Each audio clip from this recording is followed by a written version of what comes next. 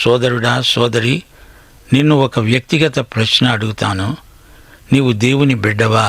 నీ ఆధ్యాత్మిక జన్మను రుజువు చేయగలవా? 1 యోహాను 3:2. ప్రియులారా, ఇప్పుడు మనము దేవుని పిల్లలమై ఉన్నాము.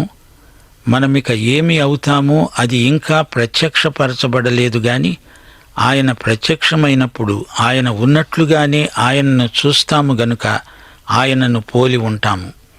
మనం దేవుని పిల్లలము ఎలా అయ్యామో గలతీ పత్రిక 3:26 దీనికి జవాబు.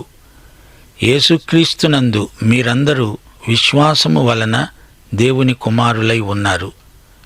యోహాను సువార్త 1:12 తనను ఎందరు అంగీకరించారో వారికందరికీ, అనగా ఆయన నామమందు విశ్వాసముంచిన వారికి దేవుని పిల్లలవడానికి ఆయన అధికారం అనుగ్రహించాడు. మనం దేవుని వారసులం.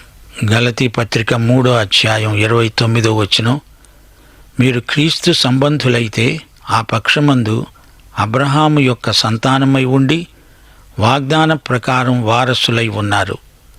రోమాపత్రిక 8:14-17 వరకు వినండి. ఇదే మన నూతన జన్మకు ప్రబలమైన రుజువు. మనము దేవుని పిల్లలమని ఆత్మ తానే మన ఆత్మతో సాక్ష్యమిస్తున్నాడు. మనము పిల్లలమైతే వారసులం, అనగా దేవుని వారసులం.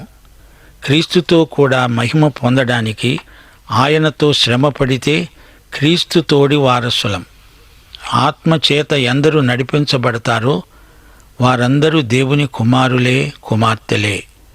భయపడం, దత్తపుత్రాత్మను పొందిన వారమై అబ్బా తండ్రి అని మొర్రపెడుతున్నాము.